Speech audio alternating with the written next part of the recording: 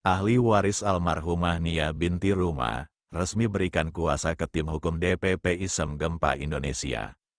Ahli waris almarhumah Nia binti Ruma, resmi memberikan surat kuasa khusus kepada tim advokasi DPP LSM Gempa Indonesia untuk mengajukan gugatan perdata atas tanah kebun warisan yang kini menjadi objek sengketa di Pengadilan Negeri Kabupaten Jeneponto.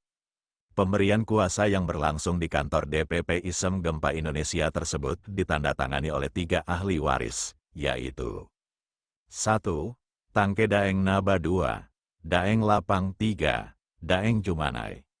Tanah kebun yang disengketakan terletak di Botaka, Dusun Pasara Saneng, Desa Batu Jala, Kecamatan Bontoramba, Kabupaten Jeneponto, Sulawesi Selatan, yang merupakan bagian dari harta warisan almarhumah Nia binti Ruma, anak pertama dari almarhum Ruma.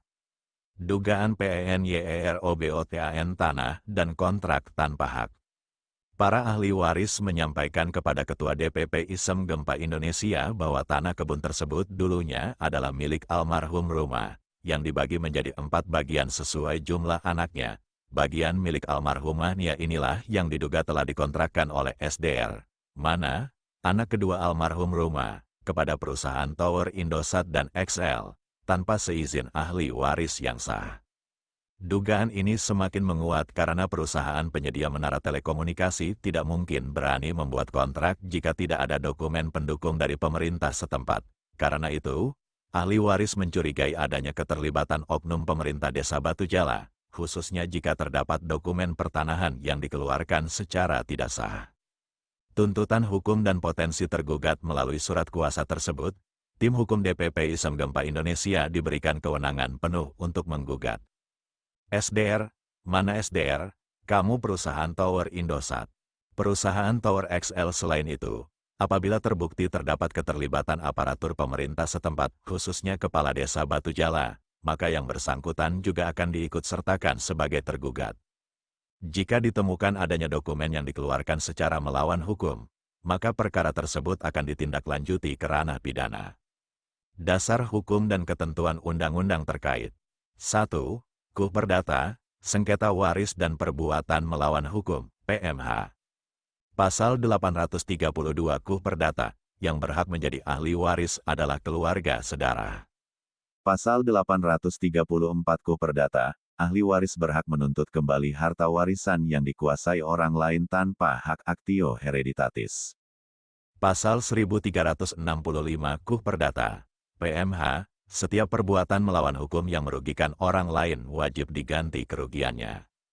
Pasal 1367 KUH Perdata, turut bertanggung jawab terhadap perbuatan yang menimbulkan kerugian. 2. KUHP, dugaan pemalsuan dokumen pertanahan jika terdapat dokumen yang dikeluarkan untuk melegalkan kontrak tanah tanpa dasar hak. Pasal 263 KUHP, pemalsuan surat, ancaman pidana hingga 6 tahun penjara. Pasal 266 KUHP, menyuruh memasukkan keterangan palsu ke dalam akta otentik. Pasal 385 KUHP, penggelapan hak atas tanah dengan ancaman 4 tahun penjara. 3. UU Desa Nomor 6 Tahun 2014 Kepala Desa yang menyalahgunakan wewenang dapat dikenai sanksi administratif, pemberhentian sementara hingga pemberhentian tetap. Sanksi pidana jika terbukti terlibat dalam pemalsuan atau penyalahgunaan dokumen pertanahan. 4. UU No. 5 Tahun 1960, upah. Tanah yang merupakan hak waris tidak dapat dipindahtangankan tanpa persetujuan seluruh ahli waris. Peralihan hak harus dilakukan oleh pemilik sah dengan bukti autentik. Pernyataan resmi DPP LSM Gempa Indonesia. Ketua DPP LSM Gempa Indonesia menegaskan, kami akan mengawal kasus ini hingga tuntas. Hak ahli waris tidak boleh dirampas oleh siapapun. Bila ada oknum aparat atau perusahaan yang terlibat dalam tindakan melawan hukum, kami tidak segan membawa perkara ini ke ranah perdata maupun pidana. Tutupnya.